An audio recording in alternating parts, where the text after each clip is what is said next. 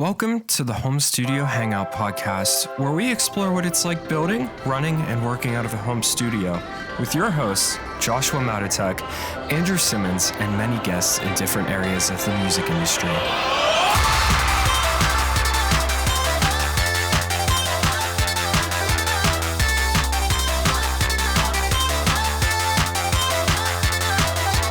Welcome back to our podcast. I'm so bad at this. All right, today we have our good friend Isaiah Prather on with us, who's doing a lot of cool stuff with the Modern Metal Songwriter is what your brand is called, right? Mm-hmm. And just dropped 2 super cool plugins, working on a bunch of other stuff, and we're excited to get into it today. Before that, I'd like to introduce you to my co-host. Thank you, Josh. I appreciate you handling the front for me while I drank my coffee. Yeah, anytime, dude. Do you see how awkward it is whenever you're like, instead of just being like, I'm here with my co-host, Drew, but if I say I'm here with my co-host and then there's a pause, it's really awkward. And I wanted you to feel that. I feel it. I feel you. I appreciate you doing me like that. Yeah, Isaiah, super stoked that you're here today on the podcast with us. Yeah, man, gonna have a nice, fun chat. It's funny, all 3 of us have been in a group chat for a hot minute together. Yeah. And I don't think we've ever talked like verbally, only like through the internet. I think I've talked to Josh. I think we met right after I moved to Atlanta. I'm pretty sure me and you had dinner once. Yeah. Yeah. You did? Yeah, we went to Local 3 down here, and in Atlanta. It was like right after I moved, and I was dead broke, so I budgeted for like 1 glass of whiskey, and it was fun. It was a good time. That was a fun. That's night. Awesome. I didn't know that. Yeah, it was like a quick, like, random off the cuff dinner. You were just there. Yeah, Mike. Oh, I was at Johnny's house for MMS. And then John. Oh, okay, gotcha. I didn't know. Is Johnny in Atlanta? Yeah. He's like right north of it. I didn't know that. For some reason, I thought he was West Coast. Oh, no. Mm-mm. For some reason. No, he's hillbilly. You know how it is, man. You never know where everybody's at. Yeah. Yeah, that was a fun time because I think it was you and Aaron were the other 2 people that I knew, besides obviously Lee. Mm-hmm. But I never even saw Mike or Johnny around on Facebook, I don't think. Yeah. At that point in time. So that was pretty cool.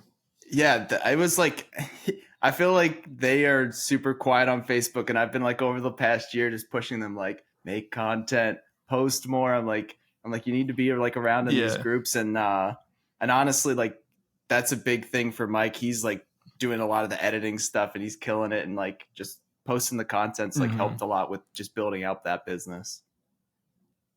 For sure. Super sick. So this is the point where Drew typically says, tell us a little bit more about yourself. Yeah, let's where you started. I was gonna say, take us back to day one. Let's do the deep dive on you and kind of like get to know you more as from the audience perspective. How'd you get into producing? And let's kind of get start of music production till now. Okay, so I honestly haven't really thought about this question too much and like fully putting it out, but I think like the biggest place to start is like the first time I ever got a DAW was mostly just like I got really interested when I was like in probably early middle school in like EDM and dubstep stuff. So I kind of saw like my first path to music being making stuff in like FL Studio, and I was trying just to like recreate dubstep songs and like got super into drum and bass. And like pretty quickly after that, I kind of got like the music bug and started trying to like play in local bands around my area and stuff like that, which getting into metal means you're recording yourself. And like that kind of leads into, how do I get my stuff to sound good? So from that process, like just kind of recording my own bands and trying to like record some other local bands in the area, producing kind of became the thing I was after. And then a couple years of playing in bands, I did a couple times where we like did little out of state runs. And I was like, okay, I don't think this is like necessarily the path for me playing in a band. but I really did love being a part of like the music process. So like, I think how I've kind of structured producing is like, I don't do a lot of in-person work anymore, but I still try to be very involved in the song. So like when a band's sending me music, I would never really call myself like just a mixer at this point.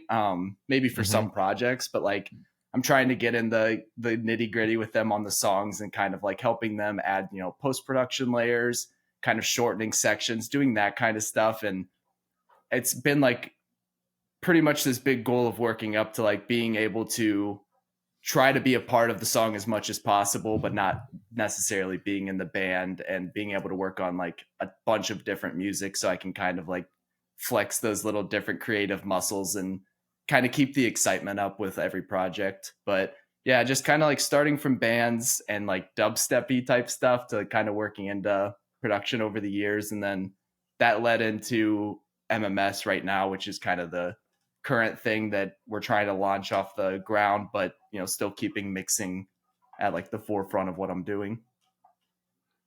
That's awesome. Are you originally from you said you just moved recently? We were talking, you just recently moved to Ohio. Is that where you're originally from? Yeah, so a slightly different area, like an hour away, but yeah, I was from Akron, Ohio, and then moved down to Austin, Texas for a couple years, and then now I'm back in Cleveland, Ohio. What ended up taking you down to Texas?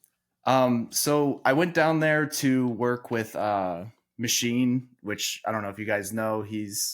I'm sure you guys know his work. He's done Lamb of God, Clutch, bunch of bands like that.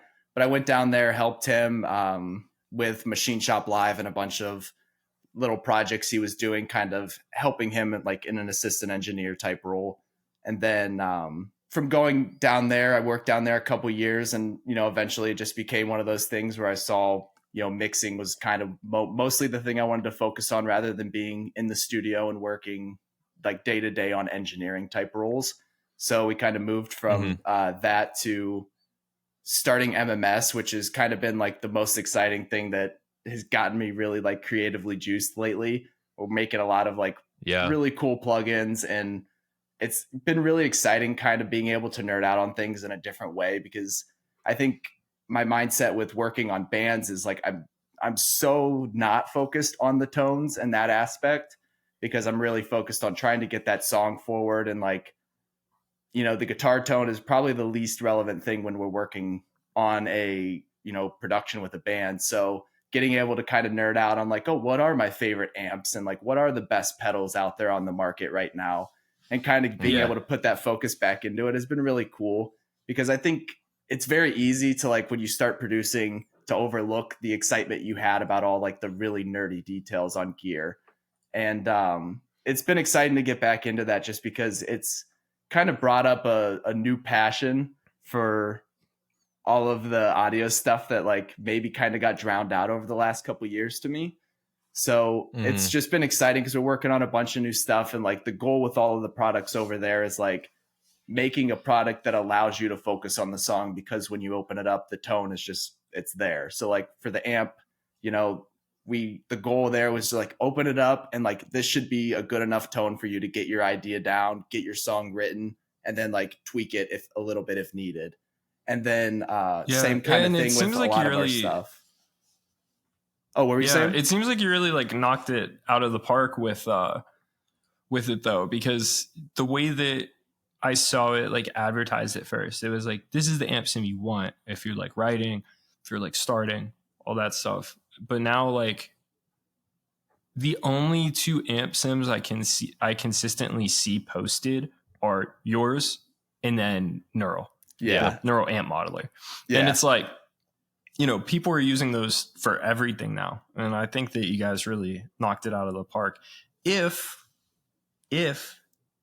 you need any great ideas for future models, you should definitely do a suite just based on the basement and plexi circuits, because they're the best. And I need more of those. I need more of those. I really appreciate that. That's been like, I could truthfully say we had no idea what was going to happen when that amp went out. It was like, we're just kind of putting this out to the world. And like, originally it was just kind of like an idea Johnny and I were tossing around. Cause like, you know, for more detail on MMS, like that was never started to be a company. And me, even Johnny and I at the start were very like particular about it not being something we were like doing as a business. And it kind of just became one of those things where people were asking for us to be able to put those tones, because we were making tutorials for like a year or two before we had made a product. And people were just like, well, you're showing us all these different amps and like these crazy setups. Like, I wish I could just like get that tone. So that's kind of why it took us that direction. And yeah, it's just been really exciting because we had no idea what it was going to be. And it was just like, well, let's see how putting together a plugin will do. And we were like, it took like 6 to 8 months of like tweaking and really like fine tuning that. So like to put it out there and for people to really dig it, like it's honestly been one of the coolest things. That's like one of the most creatively fulfilling things I think that I've done in like years. For sure. Yeah, that's super cool. I feel like I would probably feel the same way. Like if I had a chance to just like nerd out on something and it turned out really well, that would be like my poster child. You know, I would put that up everywhere and I would be like, this is all I care about, you know? Yeah, it was like one of those things where it's like, I've worked on this longer than I've ever worked on a single piece of music. It's like, we were just kept going at it. And I think it was especially like looking at like, oh, here was the first draft. Cause I've still got like the installer for that. We checked that out like a month or two ago. And I was like, it is like crazy. Just the difference in like from first draft of like getting like, oh, we just modeled this amp to now like, here's what it sounded like tweaked out. It was one of those things where just it's really cool to see how things kind of came together. And it was one of those, we went into it with almost zero expectations of what it would be like. So it was really cool to see it like kind of work out. And it got me energized in a whole new way about music. And I'm like really getting into the nerdy side of gear again for a bunch of different things. Like some plugins related to what we're doing and some not, just because I'm like, well, damn, now if I think all this stuff's really cool, I really should give another look to like this type of analog, like especially like the more 2-bus and summing type stuff. I've really been putting extra thought into that lately because I'm like, you know, it might be fun and there's a reason someone's using it. So it's definitely worth me putting more thought into and just kind of seeing what I can get out of it and testing that stuff out. I'm very intrigued by like, so we had Joe from GGD on, and he kind of talked a little bit about like the process of sampling like a kit, and that was pretty wild. But I would love from you like the process of building a plugin, especially like an amp plugin. I was just about to ask. I am so intrigued by like that entire process. But like before you dive into it, like what? So I apologize. I am the worst friend to have if you're making high gain amp sims because I just really don't use them anymore. So I haven't had the chance to check out the plugin yet. Yeah, you're fine. So from the start, like what is the amp sim based on?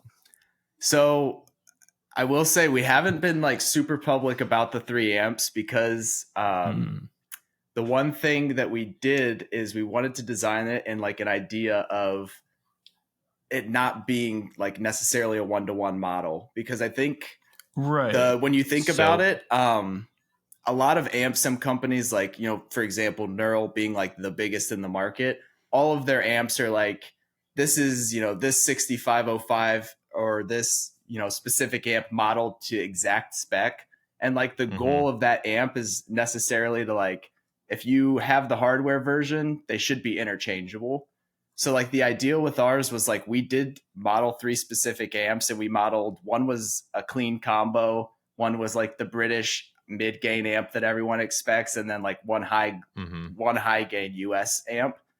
And the idea with that was like, we're going to try to model these 1-to-1. And then from there, we applied like all of the mixing process to it. So like necessary. Cool. So the idea is like, if you compare it to like, you know, say a 5150, if we modeled a 5150, they wouldn't sound exactly the same because one's like a raw 5151 is like a mixed 5150. So you're very much taking the I think me and Josh call it like the fab filter route, where it's like you're not trying to be like, here's a one-to-one replication of a thing. You're trying to be like, here is a new product, like fully new, and like something that where like you're not thinking when you're using this, you're not thinking of a hardware piece of gear.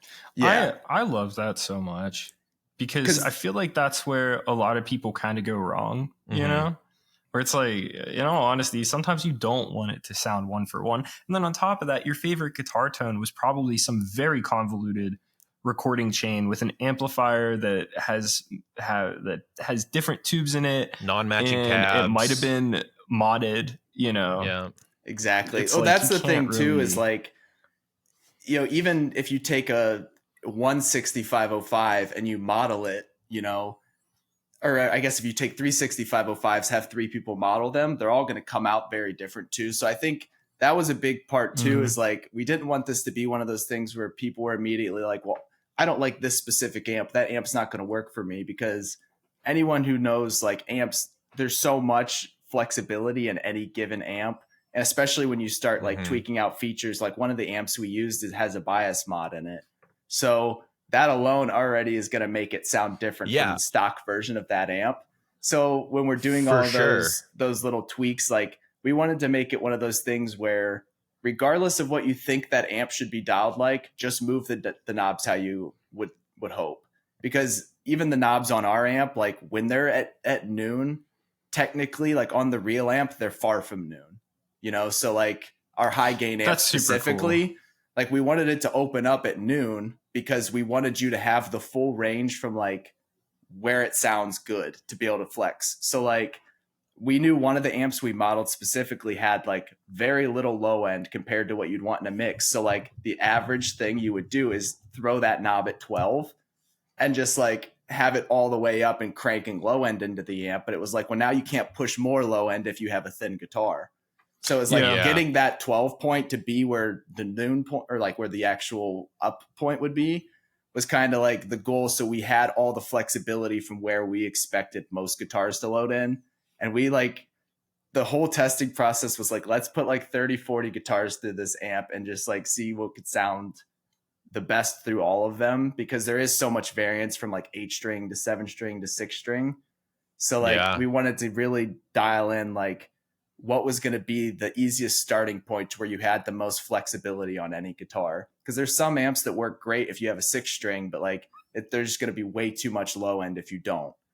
So just kind of having that flexibility, so this didn't have to be treated like, oh, I only use mesas on this style, or I only use PVs on this style of music. Yeah. We just wanted to be able to have like the full flexibility, and for you to not really think about how to dial that specific amp if it was named. So I was going to say, I have had it for, I think since you dropped it. I got it when you guys dropped it, and I've messed around with it, and I've put it on pop songs. I've put it on pop punk songs. I've put it on, I was telling you, I put it on like a rock metal EDM crossover thing. And I love that you took the approach of, because you're right. I wouldn't have gone for a Mesa on like 2 of those things. Like, especially, I don't know what you modeled, and that's fine. I wouldn't have gone for like a Mesa looking thing on a pop punk track, but maybe that's what it needed, and that's what ended up working on the track. The wildest thing about guitar tones is I think Mesa Boogie amps are some of the best amps you can record with. And I think some of my favorite guitar tones in the world were Mesas. But for some reason, nobody has ever dropped a good amp model of it. So if that is the amp that you did, then you killed it. You were the first one to kill it. You know, but I will say that has been like, we've had like a bunch of guesses, and I think like a couple people have gotten it right so far. But it's crazy to see, because that's another thing too, is like there is so much what is the best way? Like there's almost like an authority to like brand in metal tone. And it's like, people would be very surprised to know like, oh, you got this to work on your metal song. Like, I think those are like the interesting factors. Cause like so many people are like, well, oh, I only use Mesa amps. And you're like, well, you sure love this plugin. And it's like, well, it's not a Mesa amp, or it's like, there's just all these things where it's like everyone's kind of got the superiority to a brand. And once you kind of take the brand away and just listen to it, you're like, oh, you like a lot more than you thought you did, bucko. It's like flip like, dude, even like Neural Amp Modeler, it's like they make some really great stuff. And I'm like, the guy Steve who's making all of that stuff, he's incredibly brilliant. And like, I'm super stoked on that technology, because I think like that really is a really big piece of where I think like modeling tech is going, is being able to like share those profiles and not have to have the physical amp just to run a quick tone through something. It's scary how accurate Neural Amp Modeler is. And it's so cool being able to have different amps, you know, instead of just having like a Plexi, I could have different model numbers. I could have different years. I could have different mods. I can have all of these different things. And it's like, I don't care that I can't change the value of the knobs, you know, because it's just like a generic EQ instead of like, they aren't modeling the tone stack. And that's perfectly fine, because people are like most of the time it's close enough, you know? And there was someone who did a Bassman sim. I think it's a 68.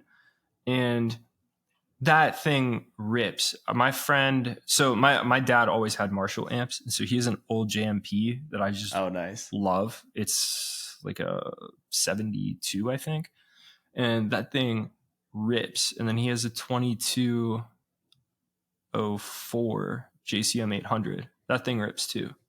But my buddy got a old 68 Bassman. And the first time I heard it, I was just in love. I was like, this is the sound. Like, this is the sound that I've always wanted. It's the sound I've heard everywhere.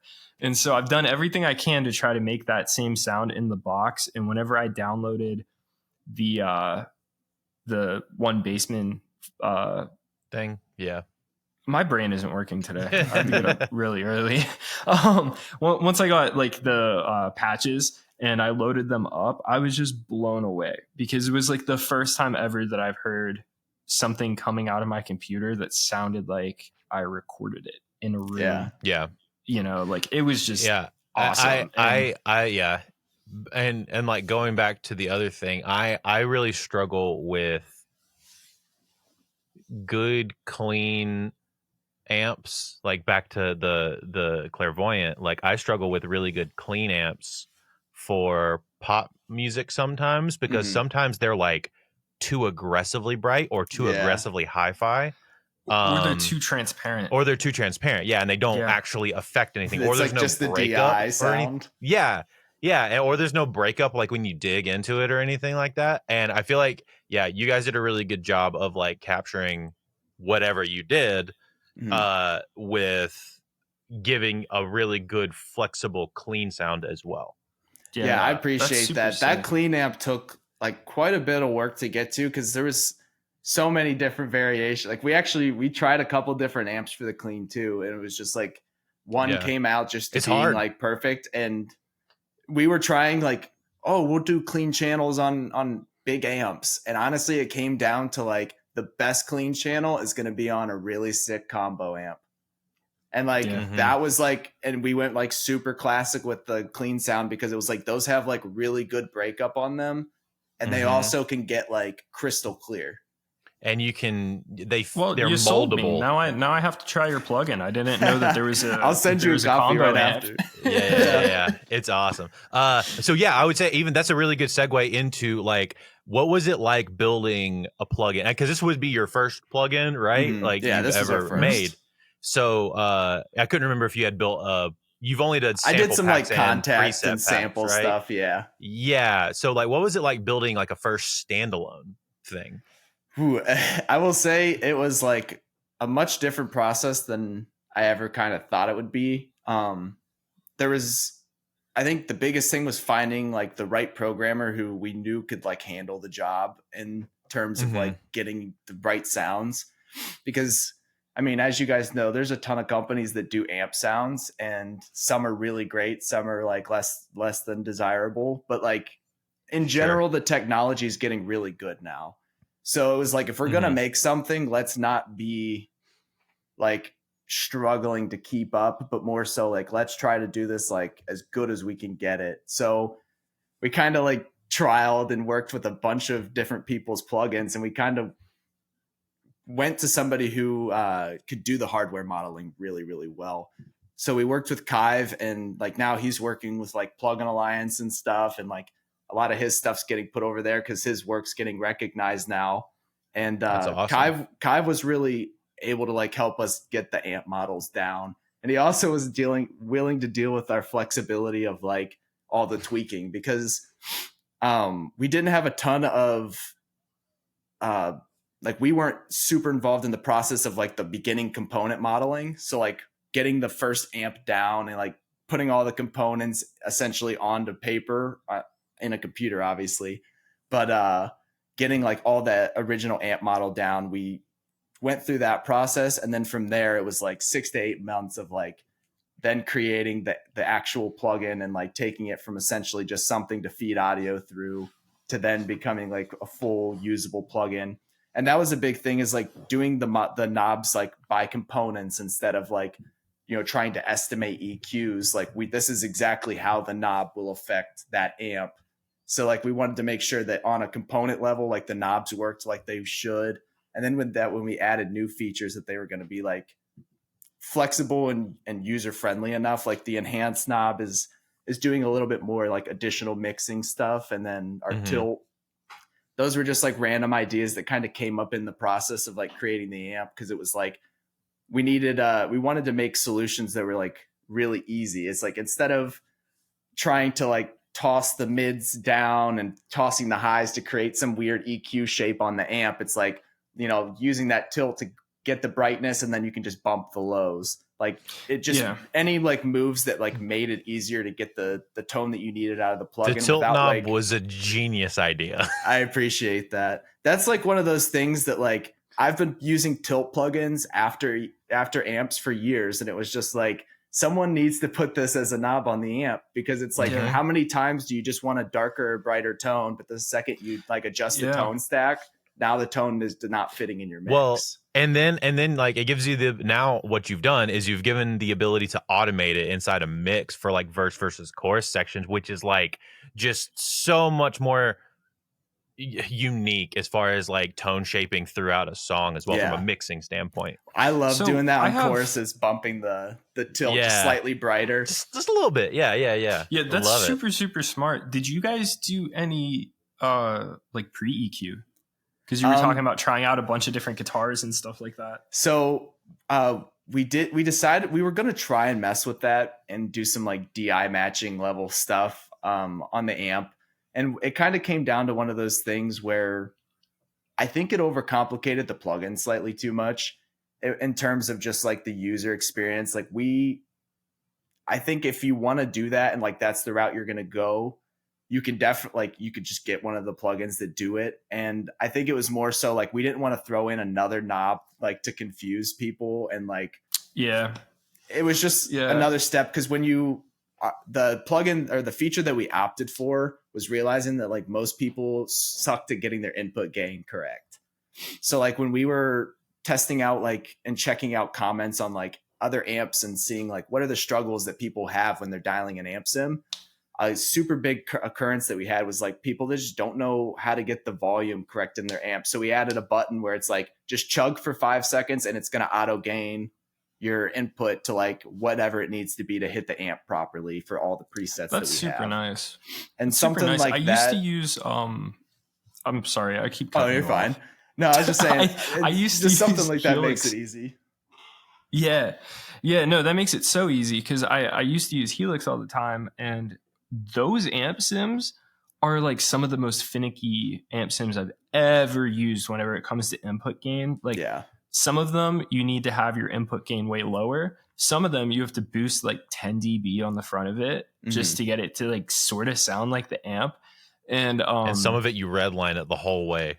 yeah, dude. Like it's absurd. Like I always struggled with that. Then I went from them to I used the Friedman Sims from Brainworks. Yeah, did they make those? Yeah. And those rip, and they aren't as finicky, which is nice. But still, a lot of the times, it's like I just felt like I was always boosting. More. And that's the thing is like, if you have an amp that's like 1-to-1 modeled, you want it to react properly. So it's like there's like give and take with all of those things, because like the second you name it Friedman, they're like, well, okay, you have to put a bunch of boosting into it to really get the gain to scream on the real thing. So like if they're emulating that, like, yeah, that's correct. But in a sense of trying to have like the easiest thing to use for a mix, like that's why it's like that feature made all the difference for us versus like the DI matching. Because it was like the tilt really allowed us to get the brightness and darkness of the amp really quickly for them. But then just getting to make sure that like when they chug, the amp's going to be reacting to that chug, not, 10 dB off from where it should. That made like all the difference in the world. And a lot of people have it's for such a simple feature. Like that's one that people write in. They're like, wow, I'm just so glad like the presets actually like sound like the presets in the video. And it's just because the volume's correct. Yeah. I was going to say, I think I remember whenever I was checking out like different stuff and like people reviewing your thing, like that was something that everybody said, right? It was like, you load up the plugin and it sounds ready. Yeah. Like I think that's what that still gets me the so dude from Spectre Sound said that, and like even Fluff said that when he did the review of your plugin. And like, yeah, there was a couple. I think there was one other one that I saw that like said the exact same thing. They opened it up, they went zoom, they were like, that sounds ready to go. Like I'm ready to write. You know what I mean? That was like which the is like coolest awesome. thing ever. Yeah, because and like that was obviously that was our intention. Like we wanted to sound really good, but then like you never know what people are gonna think. It's like, well, I have my own opinion on what a good guitar tone is. You have your own opinion on what one is. So it's like the fact we were able to nail down like the general consensus that it's like pretty damn ready to go was like the coolest thing ever in my mind. And that's I think why it is like was so creatively fulfilling. Because it's like I just can't wait to do like, just improve it even more. Because we've already added on to Clairvoyant for free. Like we added like the compressor and the pitch shifting and all that stuff. And that was like super cool. It's like just when we see things that can be improved, like to be able to do it and get the reaction has been like super cool. And it's just like a whole new like mixing for me in a way. Yeah. And you were very conscious of like the songwriter as far as, because obviously branding, like, you want to, that's like who your people are, but also like making it very like not CPU intensive, right? Is like, I don't know if that was intentional or not, but it's very, very helpful for me as like, if I'm just like trying to throw down ideas, it's a quick load. It doesn't take forever. I literally drag, go, my guitar's in, I'm rocking. So that was intentional for you as far as like trying to keep it. Yeah. The so on top of that, what it was the this is the other thing that I don't understand back to the plugin part of it. The building process is like I need you to explain this to me like I am actually 5. Okay. How what is the process of like taking components from a physical state and like applying that to like a digital world? So in the way I understand it, and like I have very rudimentary computer science knowledge from like a couple years ago that I try to use as much as I can to help our programmer. But from what I understand, there's like 2 main ways you can model amps. There's kind of like a reverse impulse type way where it's like you can just play a dry signal and you can play a wet signal, and it kind of reverse engineers the signal in a way.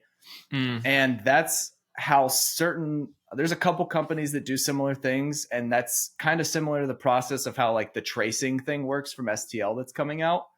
That kind of technology is like a reverse engineered audio pretty much.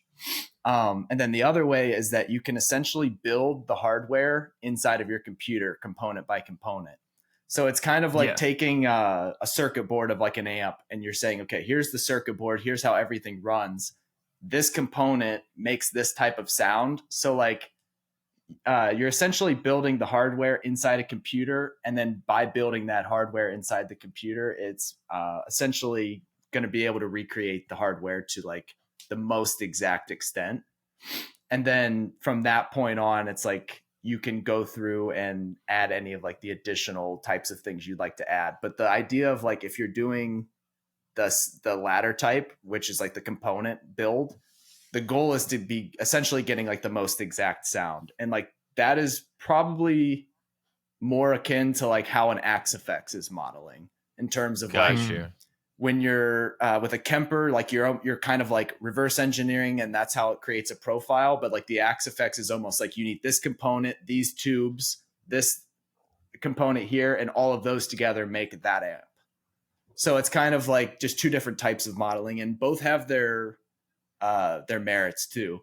But I think like for what we were trying to do, which was like more of get that exact sound and then mix it, we decided to go for the component style. And I think for hardware modeling, that often, in my opinion, seems to be like the best, but it is mostly because you have full control over those knobs. Yeah. Whereas like, but it's that more also of an approximation the other way. I was going to say, I feel like that might give you more flexibility with things like adding updates and not breaking stuff. I feel like that would make updating things a lot easier from like a post release standpoint as well as adding like new features, because you're never like, if we just add something new, it's kind of just like adding a new piece to the circuit board versus like having to then recycle that whole process to get the code that makes up that sound, and then also just having a new feature in and hoping it like sounds the same. And like I said, it's very rudimentary knowledge. Like I'm sure there's a lot of ways to work around some of these little kinks, but like that's the main reason we went for this, is because it was just from a level of like building the amp out to exactly to spec. It was like easy knowing like, yeah, this knob's going to react the same way. And if we need to turn it all the way to 12 to be our noon, we'll do that. Yeah. No, that's that's more of what I was kind of going for, is like, I know nothing about it. Yeah. So did you know anything about that kind of stuff before you even got into it, before you and Johnny kind of started getting into this? I tried to go to college for computer science like years ago, and it was like kind of one of those things coming out of high school. I was like, I'll try that. And then I went for a semester and dropped out. But from that, I got a lot of that beginner knowledge on like how this code process works, because the only reason I went for computer science was to like try and build plugins. And it just became one of those things. Mixing took off that same year, like for me. So it was like, well, I'm not, screw coding, I'm going to make music. So I just, kind of dropped out of that.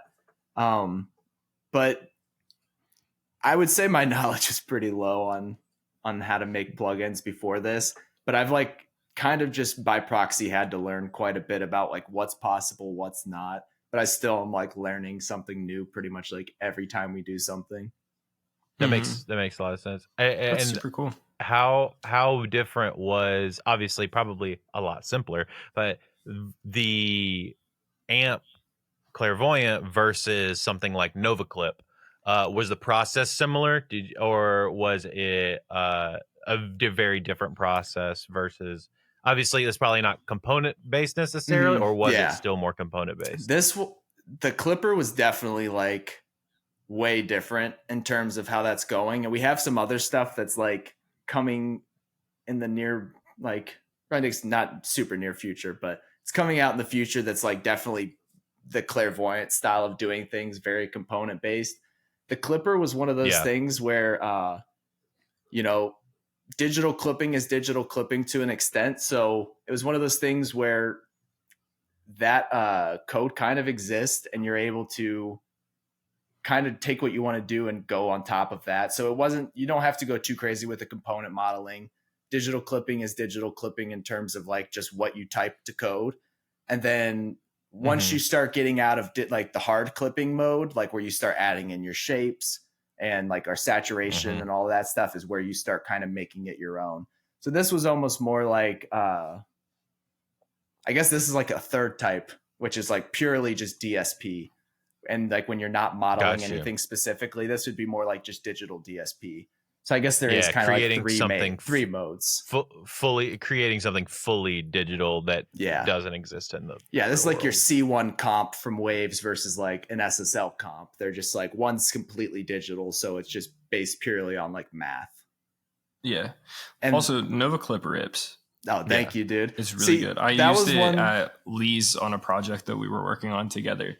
And I was like, this is pretty cool. Because it's pretty rare that I pick up a new clipper and I'm like, oh yeah, this one's gonna do it, you know. it was very intentional to not be the exact same thing that like every other clipper does. Yeah, and like that's why super like usable. The saturation knob, it's like, I mean, no clipper like needs a saturation knob, but man, does that saturation knob like sound really sick, because like we know that in metal, clipping is not just a mastering thing. It's like it's great on a lot of different sources, especially if you're trying to go for like a more clear or a more like clear type sound instead of something you're squashing out a little bit.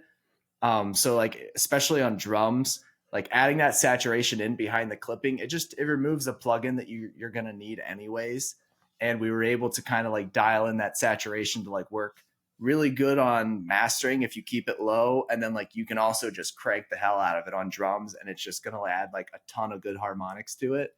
And the saturation is like a huge thing that I feel like a lot of plugins kind of like lack on. So we wanted to have a really good one that ended up oversampling really well with the clipper, because I feel like if you have like a kind of rough saturation, it doesn't really matter what the clipping's doing. You're going to have like that weird aliasing going on anyways. So kind of putting it under that one umbrella and being able to like dial both together and kind of work them together, because I feel like you need less clipping when you're using the saturation, and vice versa. You need less saturation if you're clipping properly. Yeah, it's definitely a balance. So it's like you can balance them together in the same plugin, and that was the idea, is because 90% of what I'm using a clipper on is drums, but I also use it on my master buzz. So I wanted just to have that flexibility to where not only could you see what's going on completely in the GUI, because I think other than like, you know, certain companies like Flatline or Submission Audio with their Flatline, they were like the first to really make a clipper look really pretty and like actually be able to see what you're doing. And I think that's what popularized so many people using it on mastering.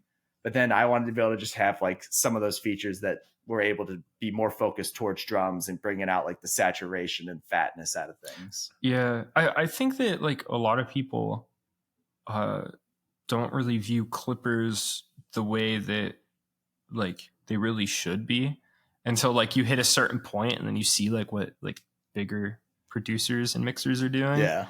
And like I remember I was watching John Castelli mix this song. It was a T-Shine song. And he's like listening to the vocal. He's like, oh yeah, I know what it needs. And he just crushes T-Rack's clipper on the vocal. And I was like, it's like after I started clipping my vocals, it's like, that's the sound, you know? Yeah. Or like the like Astro World, like the vocals are like audibly clipping. And I was like, man, that is such a beautiful saturation. It's so aggressive. And you're just like, I'm watching Mike Dean mix a song. It's fucking FGX. Oh my God, that's amazing. And so I started putting it on my vocal, and I was like, yeah, that's it. That's the one. That's the sound. And so, yeah, like, I don't know. I think that, I think it's really cool watching all the ways that we think we're supposed to use tools, but then like someone who's far more successful and experienced than you is using it the exact opposite way. Totally. And I love that side of music. Yeah, we were talking with my buddy Scott Siegel. He's mixing a lot of like the new Woe Is Me stuff, the comeback Woe Is Me stuff.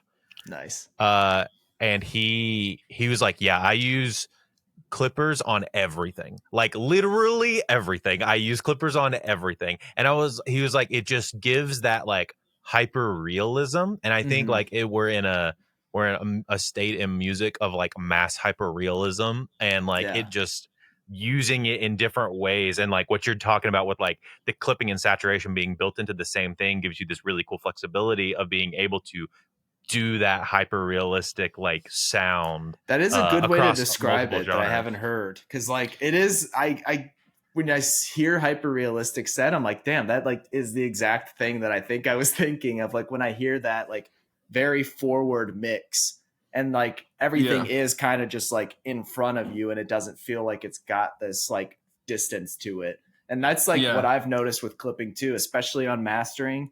Like anytime I use clipping on mastering, I feel like, oh damn, like if I would have just let the limiter do that, it would have been pushed back like a little bit. Mm-hmm.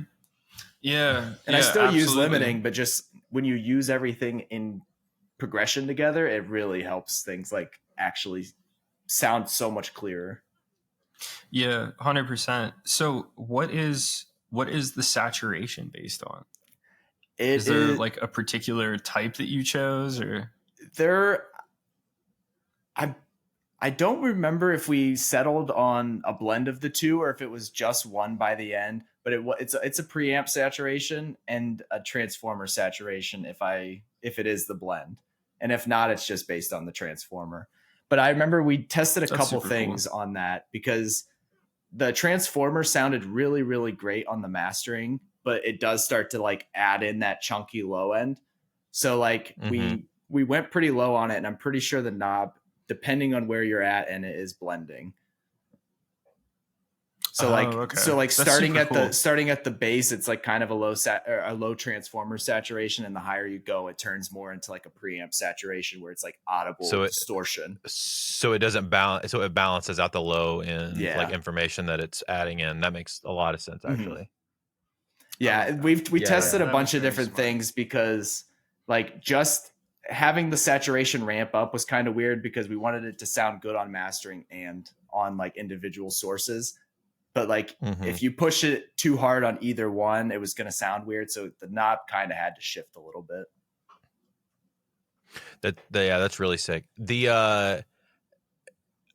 Is there a place, and you don't have to say something that you are working on, but is there a type of thing that you would like to do in the future? Is there something that you're like, I hope one day that we could make a plugin like this, or like this kind of plugin or something? I think there's a lot of room for better mix ready tools is what I'll say. I think there's a lot of room. So I think for bass, I don't think bass has been done properly on an amp yet. And we're putting that together, that idea together right now of like, how can we make the Clairvoyant of bass? So it's like having that really amazing clean channel, really good mid channel, and a really crazy like death metal chain at the top. So that's a big plan that we're working on. But that's one of those things that like, while we've been putting together all these components, like we are starting to work on that process now. And like, we are developing that plugin, but it's just kind of whenever it gets done. Yeah. We've got some other things in line too. I can imagine that's going to take a while. Yeah. Yeah. We have a lot of synth stuff focused that we're focusing on right now too. Because I think synth is like I know Josh, synth is a big level for us right now. Cause there's a lot of options out there, but none of the options are like very easy to use. And yes. Okay. So it's like, I didn't know a good way to say that. Cause I'm like, no. I feel like every time I'm doing post-production, it's just like 2 hours of serum tutorials and like learning how to use the new features. Yeah. First of all, for a lot of people, including me, I feel like serum makes 0 sense. Like it makes sense, but it doesn't. Like it's just, it feels clunky. What got me into synthesis is whenever I started diving into Ableton, and Ableton's wavetable is like the simplest and easiest to use synth. I don't know if you've used it. I haven't used Ableton's, but FL's is kind of a very similar thing. It's very similar. The tutorials cross over a lot. Yeah. So if you simply make something like that and give a great effects section, then like it'll be super easy. Josh will give you his entire wallet. Yeah, I will beta test and then pay for it at the end too. And I'm there's sure so much to Greg do. would as well. Yeah. I feel like maybe Greg would make it overcomplicated. Yeah. Greg loves an overcomplicated synth. I love Greg blows me away with his like technical abilities with synths. I'm just like, damn, dude, you're exactly what I wanted to be when I started making dubstep music. Like, you're like He's just nuts. the 10 years of amazing knowledge towards synthesis. Bro, what he did with your Clairvoyant Amp sim, where he was like, I'm gonna make an entire song sound like guitars with no guitars. I know, and I was like, and it sounded like sicker than a lot of metal stuff I hear from like metal dudes. So I'm like, whoa. He's crazy. Yeah, he's very awesome. Watching him work in Ableton is ridiculous. Like, he knows ridiculous. His shit. He's very sick. Yeah. Like I'll just be all his watching little videos tools he of, builds. Oh yeah. All of his Max for Live devices and all of his racks and everything. Like, it's just crazy. He makes me like sad that I don't use Ableton. Because he's always like, hey guys, I got a rack for you guys to test. And I'm like, dang it, I wish I had Ableton. I love it. It's great. I'm just stockpiling my Greg racks in like a folder. I reformatted my computer and I lost a lot of my directory stuff. Damn. So gotta ask Greg for the plug, bro. But no, that's awesome that you're dipping into the synth world, because I agree. Like, from a dude who does understand that stuff, sometimes you just want something simple. You don't want to have to load up an instance of Anna 2 or Serum and like have to think about every tiny little move and detail of, you know, this wavetable versus this wavetable versus this source sound versus how the LFOs are hitting and all that kind of stuff. And the problem is that most soft synths are either way too simple or they're way too feature rich. And then on top of that, they don't come preloaded with like enough wavetables for you to make any sound that you want. And so, or usable presets. Usable presets. Like the Serum stock presets are trash. But like, I've gotten into the habit recently where if I want to sound like, if I'm not like if I'm just working on stuff for fun, I've been doing this as an exercise where I make the sound from scratch every time, just so I can get better at synthesis. And it's like really helping me learn like what I want out of a synth. Like, I started using Massive X just because the wavetables are so much more usable in my opinion than Serums off rip. I think Massive X has great wavetables. Yes, and they do. Dude, the little turny knob thing.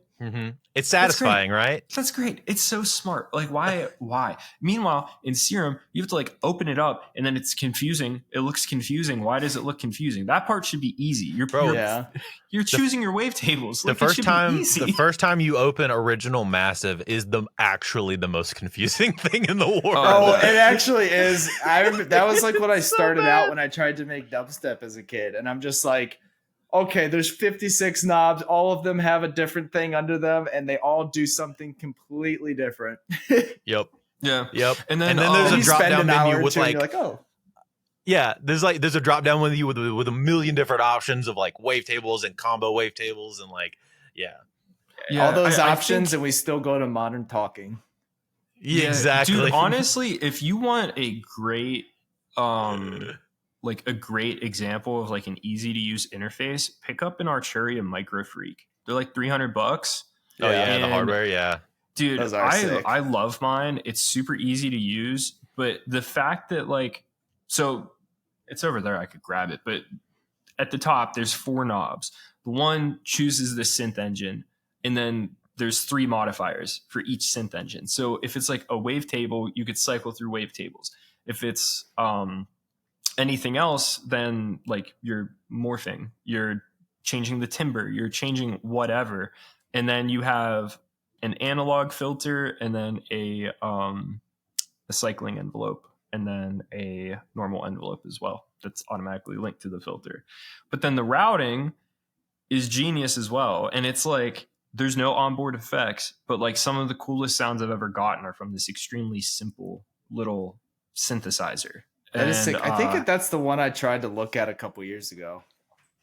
It is very awesome. It's honestly really sick for what it is too. Yeah, it's so cheap. And I think that if you figured out a way to do something in that realm where it's like pick your synth engine. Pick this. Do you want it mono, unison, or polyphonic? You know, like that would be just unreal, where it's like the source sounds are super easy to make, and then just put in a great effects rack on it, and you have, because that's so much of what it is. Synth. It's like the effects are really what drive a lot of that sound design. It's like the base of so many sounds are very similar.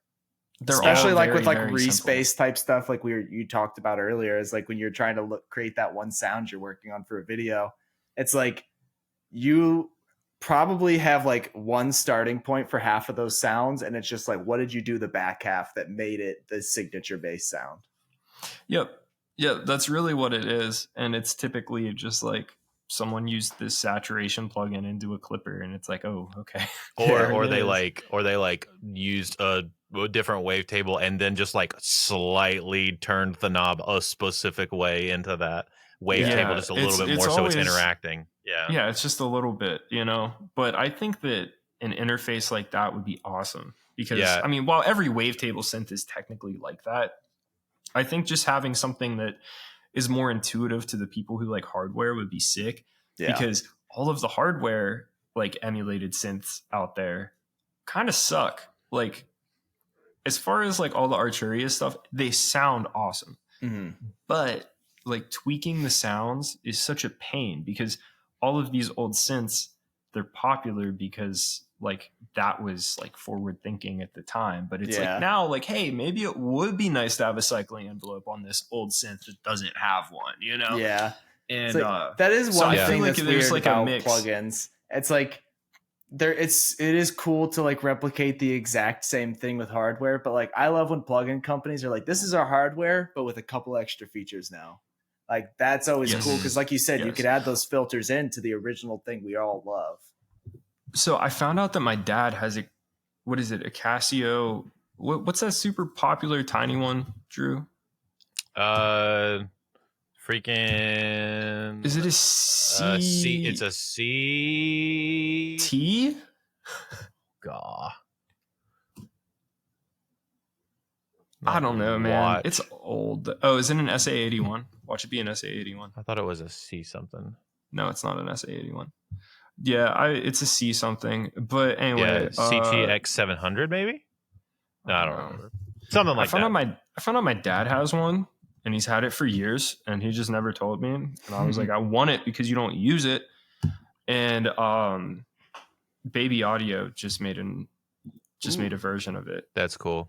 And it looks pretty similar to what I was talking about, where it's just like, hey, if you're not like synth god, here's just a bunch of little faders that you look at. Well, and I will say, you guys have already done your legwork a little bit on trying to ease the like synth part of it, because you do have like the post-production like effects pack and a Serum preset pack and like 808s and stuff like that. You guys have all of that on your site. So I do see that you're kind of, I don't know if those were earlier things that you had, yeah, those or were if like that's just the first couple things we did. They're almost just kind of like, let's have a reason to have the website existing before Clairvoyant dropped. It does show that your mentality is like, let's make this stuff that is very hard significantly easier. Yeah, that's like the goal. Because I do feel like, I do feel like with metal specifically, it is really hard sometimes if you're newer to like know all of these very weird esoteric tricks, or like, you know, especially if you're like, the way metal production is now, it is very production heavy, like post-production heavy, synths and effects and all that kind of stuff. And like finding the stuff that works, if you're going to somewhere like Splice, like that's just not going to be so hard conducive to you. It's just not going to be conducive to a metal song or even rock or pop punk songwriter, right? It's like not going to work, because the things for pop music and for like more EDM or like future based stuff just doesn't translate right sometimes. So yeah, you're already kind of leaning into that world a little bit. I love that though. That's we had kind of your aim. in like the early days of like our Facebook group, we had a bunch of people asking about, you know, synth presets and stuff. And that was a reason like we kind of put them together. And it was because like so many people are say, hey, I've got, you know, Anna 2 from Slade, or I've got, you know, Serum, but every single preset in there sounds like a like Max Martin 90s pop song. And it's like, while those are great sounds and like they work for something, like you just can't fit those into your song. And like without the base knowledge of how to do all these synths and like getting them from this sound to that sound, it made life hard. And it's like a lot of these people are just like, I'm trying to add ambience to my song, or just like, you know, add another lead layer to this chorus. And like, they don't want to watch a 2-hour tutorial. So those synths just never get added. Or even something as simple as like something that doubles a guitar really well, or doubles a guitar lead really well. Like that shouldn't be that hard to make. Exactly. But it is, in fact, that hard to make. That is my entire job. It's super intimidating whenever you don't understand, you know, because I feel like a lot of people don't understand just how much the effects go into it. And then they also don't understand like how like routing works with synths and how important it is to like identify like when you hear this, it's actually this, you know. Yeah. It's like whenever I was starting out, like learning how to like record my guitar into my computer, like if you told me like what, like if you played me a synth and there was like, I wouldn't be able to tell you the difference if there was like detune unison on it or if it was like a chorus, you know? But it's like after you've been in it for a while, you're able to be like, oh yeah, that's definitely a chorus versus unison or whatever. And so I think that like it's really hard just for like people to navigate it because they don't know what they're looking for. Yeah. You know? Well, it's a whole new world of different terminology as well. Yeah. Yeah, that's very true.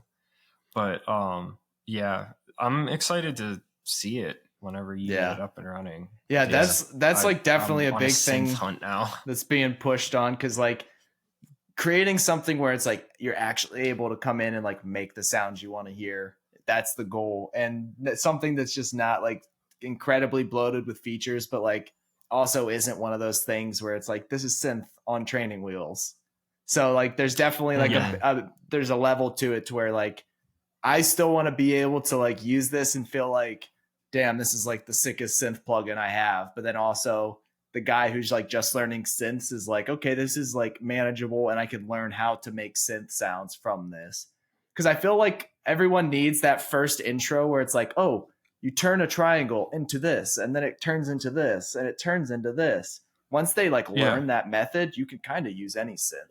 But so like I was going to say that has a mode to it. Yeah, that's part of the problem with a lot of synths is that the GUI is like very not intuitive, right? They don't show you where things are going or how things are moving across like a synth. And yeah, I think that would be, especially if that's part of your like thought process going into it, of you're almost teaching people how synthesis works while you're actually giving them a synth to build. It would be, I think, very beneficial for a lot of people, but would also, in order to do that, it would have to be better than just 3 knobs. You know what I mean?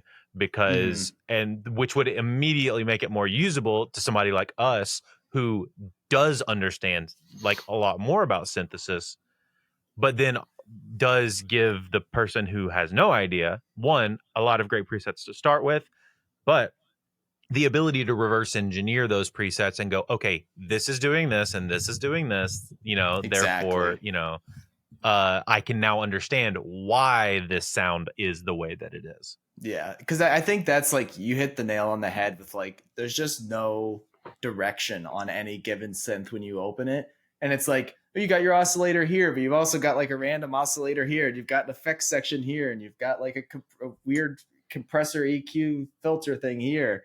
Like everything is just kind of like laid out in random spots. And it's like, if you can see how the signal chain like kind of flows into itself and still have the ability to like adjust how those things are like going into itself, like you have the full flexibility, but you also are seeing like, okay, we start at the bass sound, and then we go into like affecting that sound with various filters and other things here, and then into an effects section. Yeah.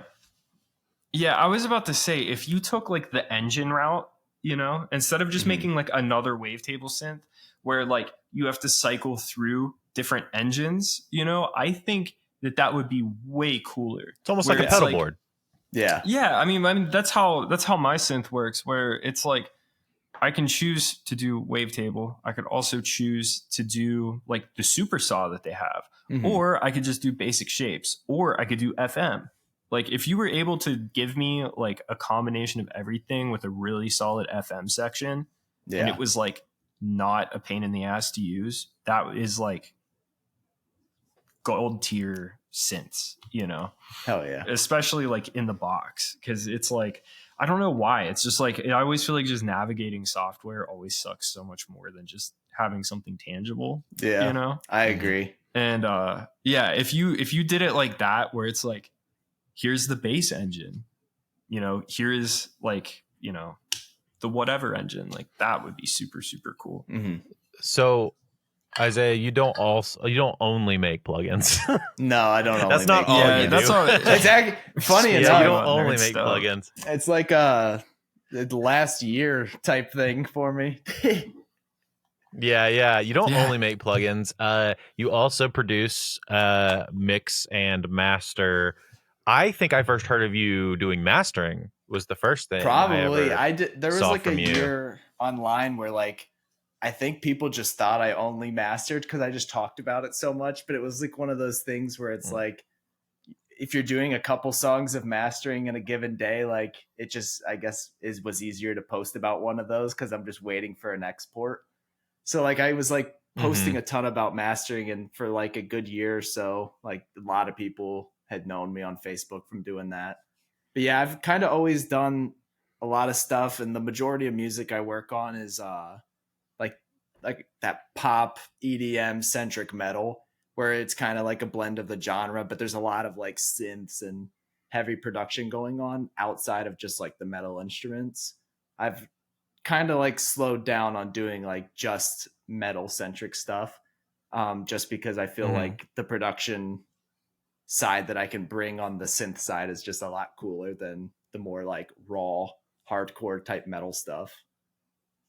Yeah. Are you are you leaning into more of the EDM side of things now as well? Like, are you getting more like just EDM tracks now too? I wouldn't say leaning into that. I wouldn't say I get very many just EDM. Like I'll do probably one or two like just pop mixes a month. Yeah. But like outside of that, it's usually like always that like Venn diagram, like in the middle, just whatever kind of, it doesn't really fit in either. So it's always like that little blend of both. Yeah, very cool. Yeah. Is there something that you're like really stoked on that you've been doing production wise lately? Like from a production or mixing standpoint? Something that you're like, yeah, this is really sick, and I just found this out. You know what? I think kind of into our conversation earlier, I don't even remember if this was a podcast or like pre-talk, but getting into like messing with the analog stuff again has been really interesting to me. Like just being able to like kind of nerd out about what gear I'm liking. I've been trying a lot of different stuff out on the 2-bus and using Access Analog. Like we're trying to, I guess I'm just trying to like sign in there and kind of see what I like. So like they have this mastering processor, and like it has pretty much like the holy grail of mastering gear. So that was really fun. I'm like pretty sure I want to grab like a hardware mag EQ for like my mix bus stuff. Just because like every time I've thrown that hardware on, I'm like, damn, this is really cool. The air it outside gives, of that, the thickness it gives. Yeah. The sub knob on that thing, and you do the sub and air boost, and like it's just like extra badassery on your mix pretty much. It just sounds great no matter what you do. And on a production level, honestly, I've just been the past like 6 months just really focusing back on the song, and I think I had lost a little bit of that in terms of just like really trying to help build the song up from the production process up, and just trying to get more into like being more involved on the song the whole way through, just so that everyone in the end is like coming out with something they're really, really stoked on and proud of is like the biggest thing for me right now. But that's kind of like less of a specific technique, more so just like focusing in and helping with the songwriting side of things more than I was going to say, taking the files and is there something that you're finding in that process that you're like really honing in on, like a specific aspect of that process? Is it the lyrics? Is it the arrangement? Is it like just quality of like? I would say arrangement is a big thing. Okay. And like that, and then just also getting the performances locked down, because sometimes even like when the song is right, sometimes the performance is just lacking and you're like, hey, I know you're recording this yourself at home. From, you know, someone who's hearing this for the first time, I think there's like areas we can improve here. And like, I don't think you're producing the vocals enough in the chorus. So like even the simple additions of like adding in, you know, a random chorus line on the guitar or something, like just octaves on the guitar to really like build up the production a little bit, or something, you know, on one like EP I'm working on right now. I've had multiple songs where we've just like cut parts in half because I'm like, this part is like, it's cool. And I understand like, this is almost a transition part. So like, it doesn't need to be the most amazing thing in the world, but we're also like running on for a long time here. So it's like, we can, you know, be creatively fulfilled and like throw that part in the song. But we also want to make sure that like it's adding to the whole idea of what the song is, because I feel like it's very easy if you're not putting a focus into those elements to kind of just like churn out mixes of essentially like what's a collection of riffs and not songs. So like I'm really trying to focus on just putting the whole thing together. Yeah, I feel like in metal, a lot of times, like most of what you do is removing things. It's mostly playing operation with a song. And figuring out which part should be the chorus. That too. Enough bands have watched like the tutorial that they saw had like 140 tracks in the session and didn't realize that it was like 140 intentional tracks. And so now you have to kind of go in and be like, okay, what was this for? What is this doing for the song? And kind of remove all those layers and add back what is actually like doing something. They watch one Bring Me the Horizon breakdown from URM and go, oh, we need to have 100 tracks of stuff. They all end up just being like mush. 6 basses that are all stacked and phase canceling. And they're the same exact notes. Like those are, I feel like the biggest things that I'll do is like, I'll hear synths from a band and be like, okay, we're playing the same notes as the guitar here. So like, let's change that part. And like, let's just make it, even if it's like a very simple lead line, let's get those notes different. So they're taking up like a different area of the song and like trying to just build out the song and using like kind of just the knowledge I've picked up from working with a lot of other bands and, you know, seeing which ones have done stuff right, which ones have done stuff differently. And just kind of like trying to help out every band I'm working with, because I think it's all of our goal just to have like the best song possible in the end. So just kind of being more in service of that. And it's not even really like a service I'm doing. Like, I don't tell these bands like, oh, you're paying me this full production price. But, you know, we do kind of like, I think everyone benefits in the process by putting a lot more thought into like the song before we mix it. And even if that is like, just retracking guitars, like it could be a simple note where I'm just having them do something like that, or really just rebuilding out a whole chorus and being like, okay, everything's really cool, but let's strip it down and like, let's come in with intentional layers for this chorus. So it's not just like stacking stuff and doubles. I was working with this artist and he was supposed to come down here and like write for like a week with me and Lee. And then typically how we work is like we sit down, we write the song, we cut the vocal, and then we'll go ahead and like produce it after the session. And he's like kind of going through like an existential crisis. And he's like, here's the deal. I still really want to do that, but I also don't know what I want to sound like, because he kind of came up in like metal and then he accidentally became an influencer in like the alternative space. Yeah.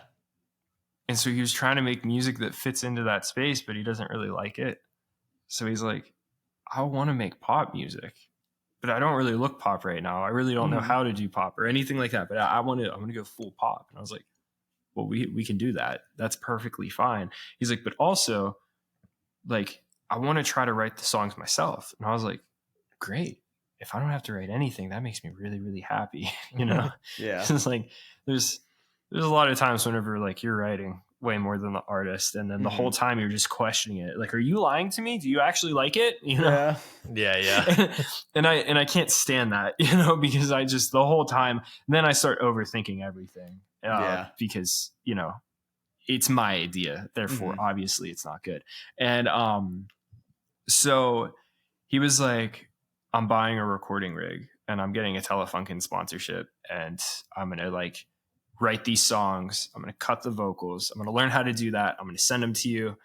And so I just got in the first couple sessions from him, and it's kind of cool, like listening to it. I mean, like that's way better than the idea I had. That kind of sucks. So I'll give you my idea for that, you know? It's really cool just kind of like letting the artist like have a full first pass on it. And then you can kind of edit it down from there. And that has been super, super sick. That's been super sick. And sick. I love that so much because like, I don't know. I think there's something to love about like every creative process, but whenever like you've kind of been working the same way and then you get to do like a complete 180, it's always really, really exciting. Yeah, totally. So I would love to, as we start landing the plane, get into our last little bit here, which is we like music recommendations here on the podcast, Isaiah. We like them a lot. I'm working on compiling all of our music recommendations into a playlist for people to listen to if they want. I want to grab two from you. I want to grab two music recommendations. Yeah. So I'd like one artist that you think is one artist that you are stoked on. It doesn't have to be new. It doesn't have to be anything. Just like something that you're stoked on musically. And then one that you find is underrated. Okay. You think people aren't talking about enough. So let's see. I think in terms of really sick, just like metalcore band that's out doing stuff right now, let's say Outline and Color. Dudes in Oklahoma. They're really sick. They are honestly doing stuff up. They're getting on some really cool tours, and those guys are like, just respect the hell out of them. And in terms of another band, probably Dropout Kings. Those guys are really sick too. They're honestly doing like the trap metal thing that I love. And those guys are like really killing it. They are up to 500,000 monthly listeners on Spotify now. That's crazy. They're grinding it out. And for a trap metal band, dude, it's like you can't ask for doing much more. It's like you just got to keep grinding. And I think they're going to do some really, really cool stuff. And they're probably one of those bands I see like they are going from that regional to national thing, like, and they're probably going to stay there for quite a while. And honestly, one more third, just Clayton King. He's a sick guitarist, and he's now doing stuff full time musically. And honestly, I think he's like probably one of the sickest shred guitarists out there right now. So throw him in the recommendations too as a third little extra. So I know Dropout Kings. I don't know Outline and Color as well. They've been around forever. I know they've been around for a hot minute. For a while. They've been around for a very long time. Yeah, because I used to listen to them, I think, in high school. Yeah. So because I know them from their older stuff. What would you say of a newer song that is like super sick? Let's see. I know they dropped. I'm terrible with song names. Let me just look at their music video. What was the newest one? It is Quicksand. That's a really sick track. All right, cool. I'll add that one.